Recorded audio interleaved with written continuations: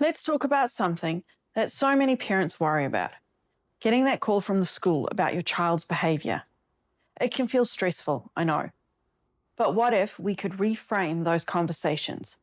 What if we could turn a moment of concern into a powerful opportunity for connection and problem solving? Whether you're new to this or have been navigating it for a while, creating a true partnership with your child's teacher is one of the most rewarding things you can do.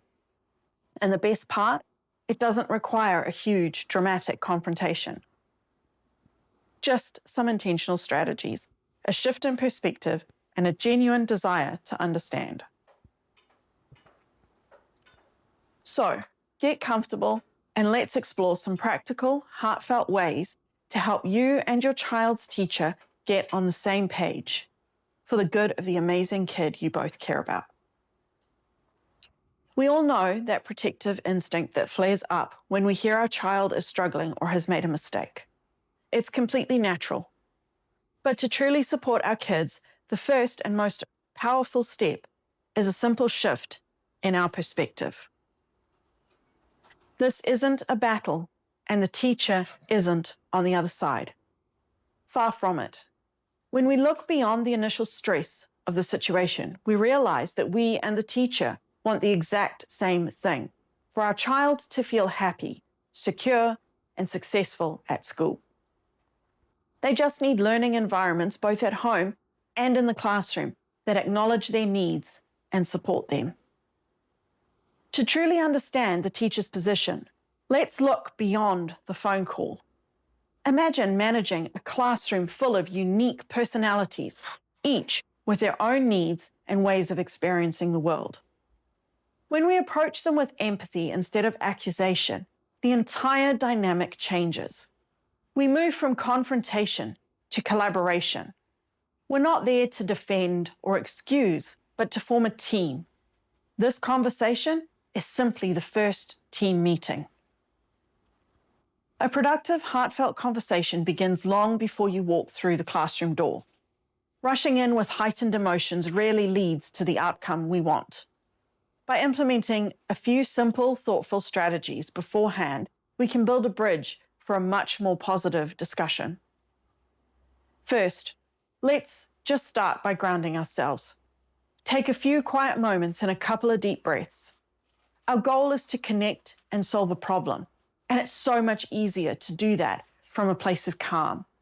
A calm, centered parent inspires a calm, productive conversation. Next is a gentle information gathering step. This starts with talking to your child, not from a place of judgment, but from pure curiosity. Try asking open-ended questions like, I'd love to understand what was happening for you in that moment. Or, can you tell me about your day leading up to when you felt upset? The goal is to listen to understand their experience. It's also a time for gentle honesty with ourselves about our child's challenges. We can be their greatest advocate while still acknowledging areas where they need support. Finally, think about how you want to open the conversation. A beautiful way to do this is with a positive problem-positive approach. It's a simple framework where you start with genuine appreciation, state the shared concern collaboratively, and then pivot towards a shared solution. Okay, so you're feeling centered, you've gathered some perspective, and you're sitting down for the meeting. What does this actually sound like in practice? Let's walk through some phrases that can help.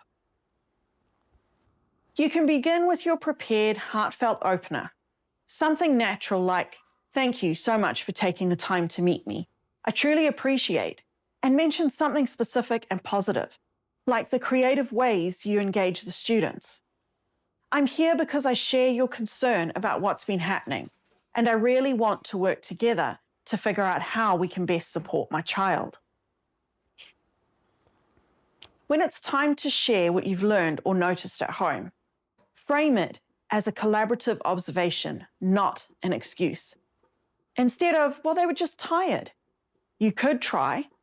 Started to notice at home that when they're overtired, it's much harder for them to manage their big feelings.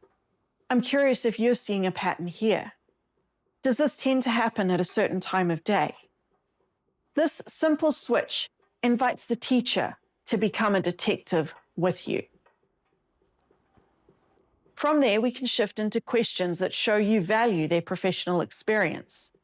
These kinds of questions hold the power to unlock a true partnership. From your perspective in the classroom, what do you think might be triggering this? Have you found any strategies that seem to help, even just a little?